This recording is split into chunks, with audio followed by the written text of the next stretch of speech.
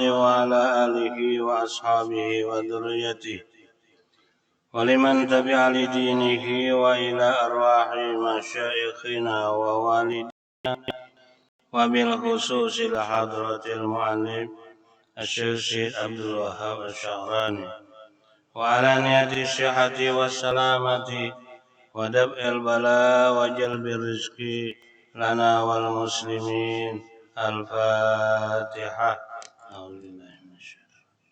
بسم الله الرحمن الرحيم. الحمد لله الرحمن الرحيم مالك يوم الدين إياك نعبد وإياك نستعين اهدنا صراط الذين أنعمت عليهم غير المغضوب عليهم ولا الضالين.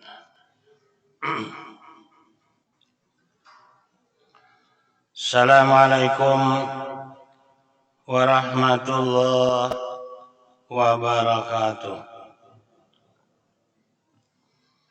Bismillahirrahmanirrahim. Alhamdulillahi rabbil alamin. Wal 'aqibatu lil muttaqin wa la 'udwana illa 'alal zalimin. Wassalatu wassalamu ala asyrafil anbiya'i wal mursalin wa ala alihi wa sahbihi ajma'in wa ba'du. Faqad qala al-musannifu rahimahullahu ta'ala wa nafa'na bihi wa bi jami'i ulumihi fid dharaini amin. Ya aliyu la imana liman la wara'a lahu wa la ibadata liman la ilma lahu wa la muru'ata liman la sadaqa lahu ila akhirih.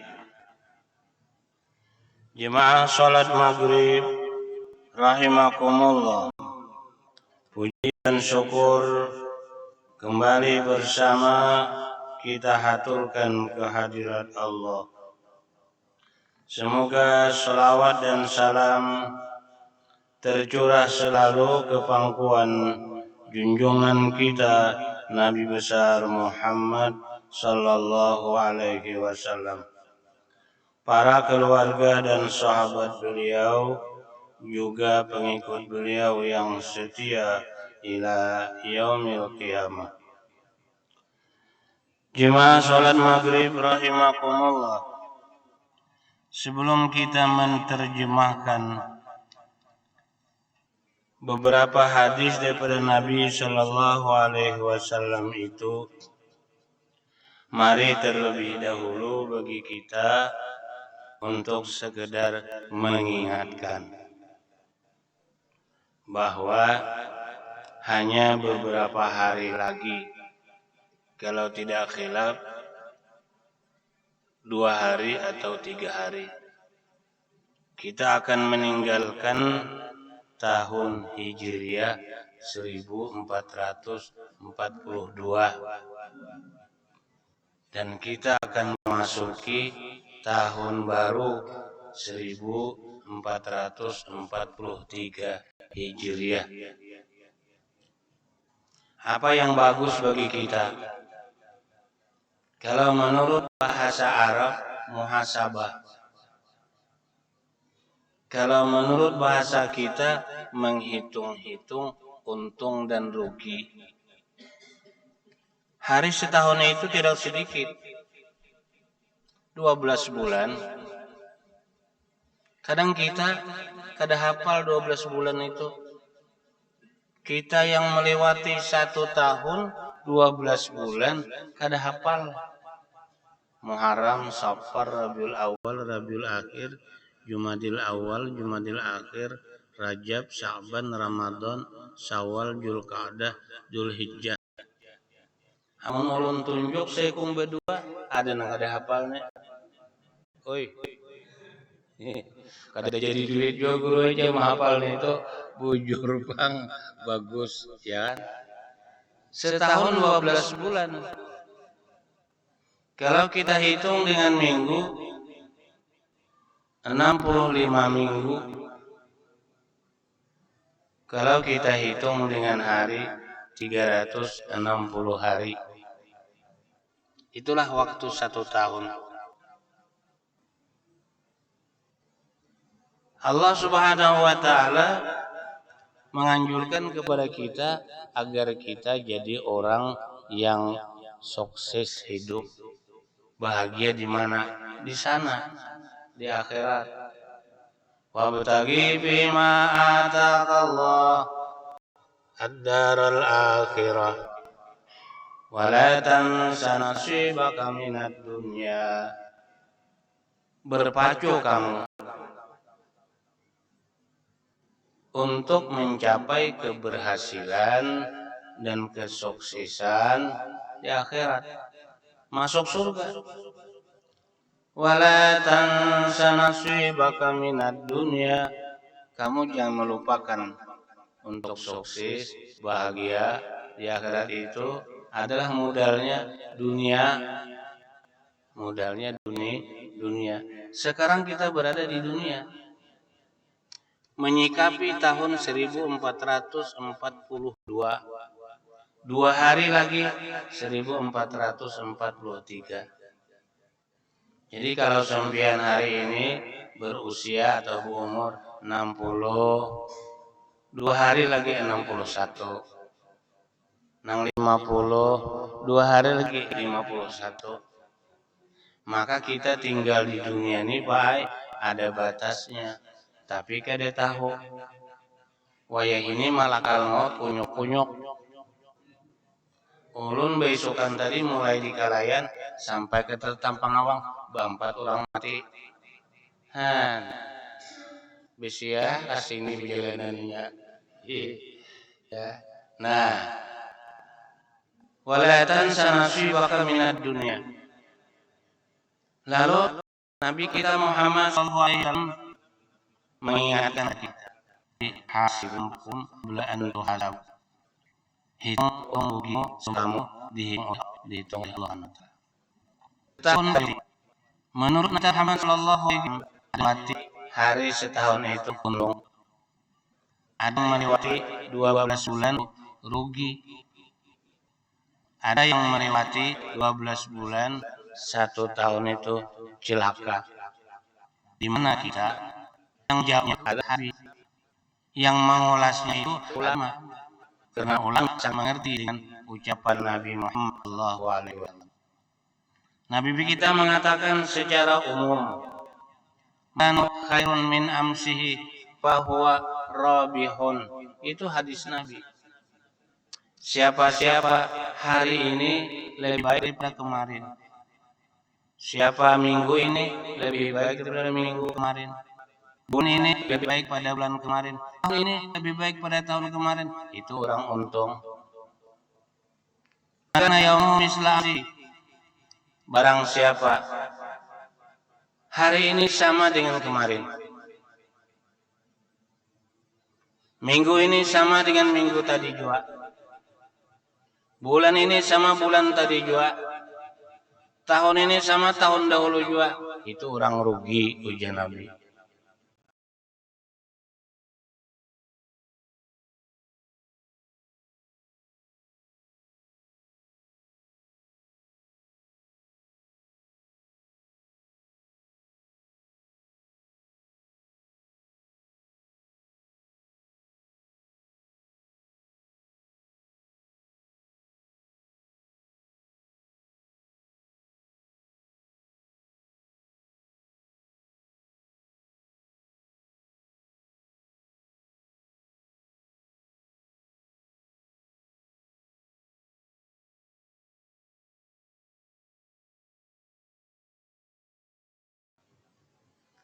Wa man kana yaumuduna amsihi.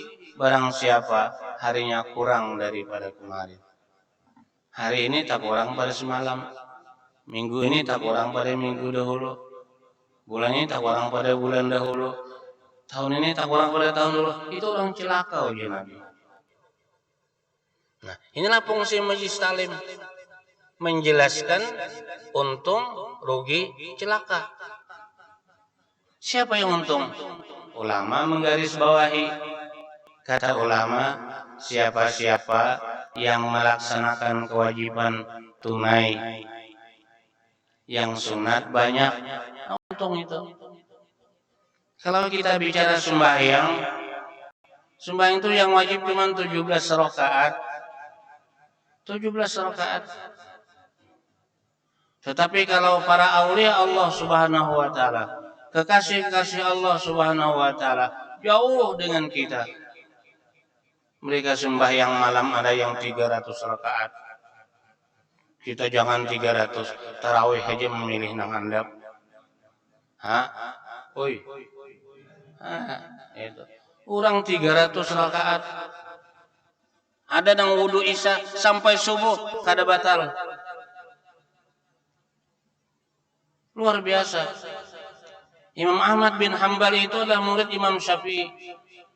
Imam Ahmad bin Hanbal, murid Imam Syafi'i. Anak Imam Ahmad ini kada tahu di mana macam apa guru abah.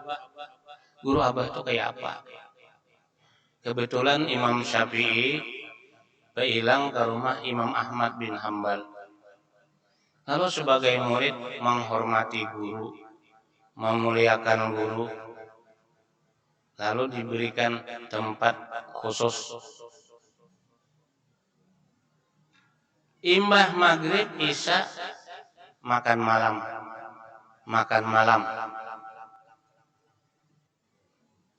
Ternyata anak Imam Ahmad bin Hanbal ini memperhatikan dengan paguruan abah Imam Syafi'i. Makan malam Imam Syafi'i pina gancang. Oi, ujar anak Imam Ahmad, inilah guru abah. Pina gancang makanan. Catatan dibuatnya. Kemudian Imam Syafi'i istirahat di kamar barabah. Setelah lewat tengah malam, Ahmad bin Hanbal sekeluargaan sembahyang tahajud.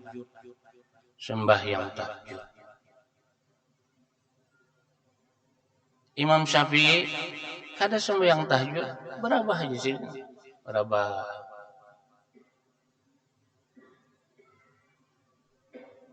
Sampai subuh, bangun langsung sembahyang subuh. Sembahyang qabliyah subuh. Nah, ujar anak Imam Ahmad, guru abah nih makan gancang, sembahyang tahajud kada, sembahyang subuh kada baudu.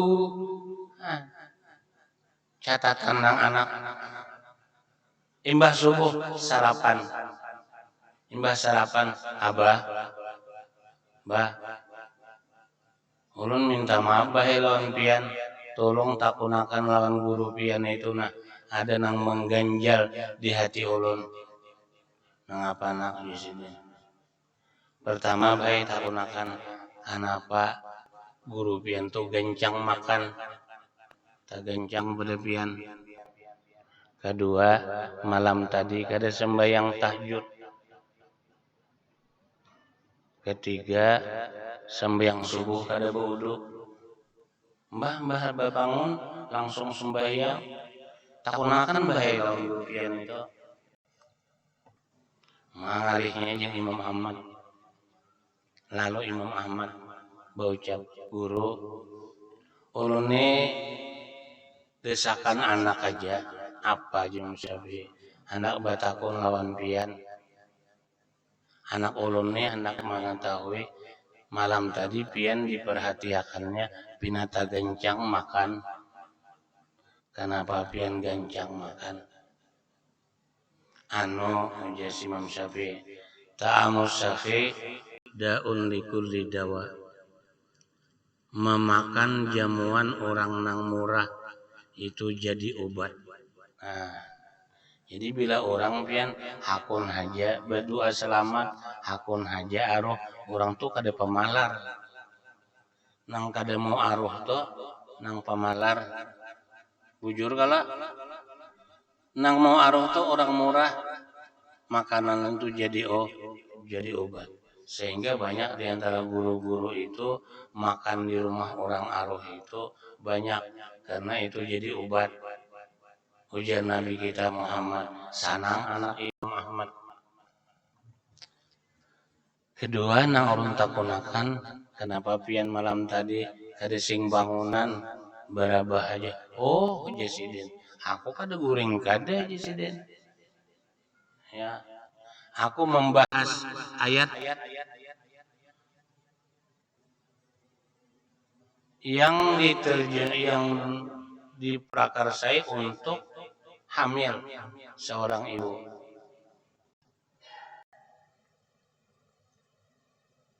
Kalau kada khilaf ayatnya itu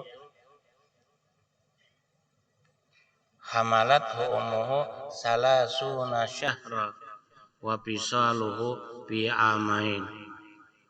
Ibu yang hamil itu 30 bulan dan memisahnya 2 tahun. Jadi 30 bulan kurang 2 tahun sisa 6 bulan. Itu yang dibahas oleh Imam Syafi'i sambil barabah. Ternyata kalau ada orang yang hamil kurang pada 6 bulan, itu ngarannya hamil kerusuhan. Wah, ini pen hati-hati tak. Bano ada nang kisah abahnya nih, hamil kerusuhan, hendak menikahkan, tapi 2 bulan beranak, itu lain anaknya itu lain anaknya. Itik halabiyo pian 41 hari hanya memecah. Manusia 14 hari beranak, banget pada itik. Iya tah. Nah ini sekurang-kurang hamil itu 6 bulan. Lalu ujar Imam Ahmad, taganal pahala sidin pada pahala kita. Kita sembahyang, gasan kita. Sidin membahas hukum, gasan umum. Sampai lawan kita. Bahasan daripada Imam Syafi'i sambil barabah aja. Lalu, nang sebutingnya, pian malam tadi sembahyang subuh, baudulah. Aku jasin barabah kada guring. Sudah kebiasaanku mulai isya sampai subuh kada batal wudu. Itu adalah salah seorang aulia Allah Subhanahu wa taala, Imam Syafi'i yang makam beliau itu di Mesir. Hadirin rahimakumullah. Kemudian kita kembali kepada tahun baru. Siapa yang mengerjakan kewajiban tunai ditambah dengan nang sunat banyak. Nah itu penjelasan ulama terhadap hadis Nabi kita Muhammad sallallahu alaihi wasallam. Pawarabiho itu orang untung. Itulah orang untung. Nang wajib tunai, nang sunat banyak tunai. Itu untung. Kalau umpamanya puasa itu cuma Ramadan. Tapi puasa 6, puasa Senin Kemis, puasa Rajab, puasa Saban, ini orang untung karena banyak melaksanakan apa yang dikerjakan Nabi Muhammad sallallahu alaihi wasallam. Kalau bicara sembahyang, cuma 5 waktu. Zuhur, asar, maghrib, isya, subuh. 4 rakaat zuhur. Namun ada yang qobliyah, ba'diyah, begitu. Ada sembahyang duha, sembahyang isyraq, ada sembahyang witir, sembahyang tasbih, sembahyang taubat. Nah ini orang untung. Sembahyang wajib dilaksanakan, sembahyang sunat dikerjakan, untung. Kemudian yang menjadi renungan kita, siapa yang rugi? Siapa yang rugi? Ulama menggaris bawahi. Yang rugi itu beribadah sekedar kewajiban, yang sunat ditinggalkan. Imbah sembahyang zuhur atau imbah sembahyang maghrib, mbah sembahyang subuh uja orang amuntan mencipur amuntai mencipur keluar kada bewirit ya sembahyang sunat bewirit aja kada. Nah ini kan orang rugi. Kenapa ruginya? Berujung tuha untung tidak dikerja. Nang sunnah itu adalah kelebihan daripada ibadah. Garis bawah harus kita perhatikan, mengerjakan yang fardu tidak yang sunnah rugi. Dia siapa? Yang itu jangankan sembahyang malam, siang tengah hari kan sembahyang. Itu. Jangankan sembahyang sunnah, nang wajib tertinggal. Itu orang yang celaka. Lalu Nabi kita Muhammad SAW memberikan masukan kepada kita. Karena umur kita pasti sudah, walaupun di masa COVID-19 ada umat aja kada mati kita, biar makan mot unyuk-unyuk berjalanan kada mati. Nah itu rasa Tuhan kita tahu. Setahun lagi, sebulan kah lagi, seminggu kah lagi, atau kita tahu. Lalu kita menurut hadis Nabi, man ahsana bima baqiya ghufira ma madha wa ma baqiya. Siapa yang berniat, bertekad untuk mengisi umur yang sisa, tahunya sisanya berapa lagi? Pokoknya ya Allah, sisa umurku nang ada kada ku sia-siakan. Aku hendak mengerjakan, mengisi dengan amal-amal soleh. Lalu ujian Nabi, ghufira ma madha wa ma baqiya. Allah bermurah kepadanya, dosanya yang lalu diampuni dan dosanya akan datang diampuni oleh Allah. Namun sebaliknya, bagi orang yang kadang mengetahui bahapal itu, kadang merasa mensyukuri nikmat Allah Subhanahu wa taala, tidak menghargai sisa umur, lalu semamanya ujar Nabi, ukhida ma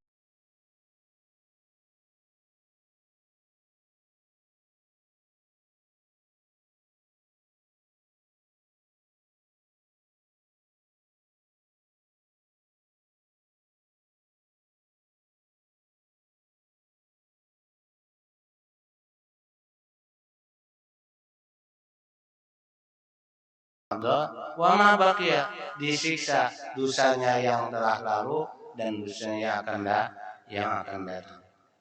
Nah, hadirin rahimakumullah, apa yang bagus kita kerjakan menyambut tahun baru? Pertama, agama menganjurkan kepada kita jangan kada baca doa akhir tahun lawan doa awal tahun. Hari apa guru membaca? Hari Senin imbah asar. Hari Senin imbah asar kita baca sapara makan. Amun ada nang bagus dilanggar baca sawargaan. Membaca doa akhir tahun dan awal tahun. Di mana tulisannya? Di dalam Yasin penolong beramal. Cari aja di situ doa akhir tahun dan doa awal tahun. Hari Senin membacanya imbah asar. Kenapa ulun ingatakan supaya kita jangan kada baca? Karena mungkin kita kada memadahkan, tiwas guru ya kada memadahkan. Nah, salah ulun itu bagus dibaca. Menurut petunjuknya, siapa membaca doa akhir tahun dan doa awal tahun, nangaran musuh kita tuh baik setan. Kita kan sudah dapat lawan setan. Setan ujian Nabi tahalulungnya, kada kawal lagi mengganggu untuk menipu perdaya terhadap orang yang membaca doa akhir tahun dan doa awal tahun.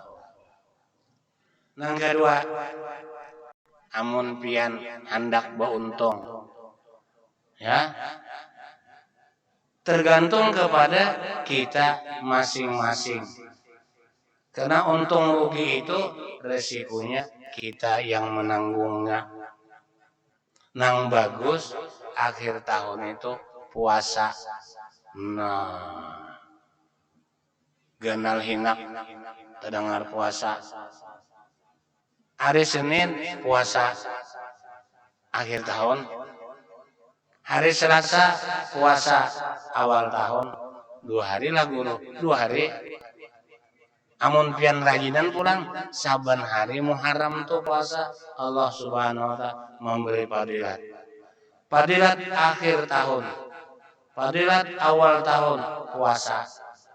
Allah Subhanahu wa taala bermurah kepada orang nang puasa hari Senin kaina puasa, hari Selasa kaina 50 tahun dosa diampuni oleh Allah Subhanahu wa taala. Kada gampang. 50 tahun dosa kita diampuni oleh Allah Subhanahu wa taala. Nah, apa niatnya, Bro? Nah, mun bibinian itu jangan kada tertinggal mengqadha Ramadan. Saja aku puasa besok hari daripada mengqadha bulan Ramadan serta sunat akhir bulan Dzulhijjah serta sunat hari Senin. Nah, itu 3 macam niat. Semakin banyak pahala yang diberikan oleh Allah. Kalau kita rasa kada tahu tang lawan Tuhan, mengqadhakan puasa arwah abah, mengqadhakan puasa arwah mama. Kalau sidin menggaduh kita semalam, kada ta puasa karena mau urus kita. Hari Selasa niatnya kayak itu pulang. Saja aku puasa besok hari daripada tanggal 1 bulan Muharram. Kada tahun baru, kada tanggal 1 bulan Muharram. Ya.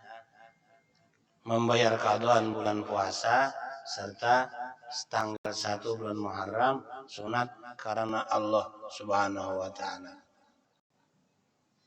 Mudah-mudahan dengan hidayah Allah kita dapat melaksanakan puasa. Puasa adalah salah satu ibadah yang luar biasa. Itu sebagai kawan kita kena di mana? Di sana. Di sana di mana?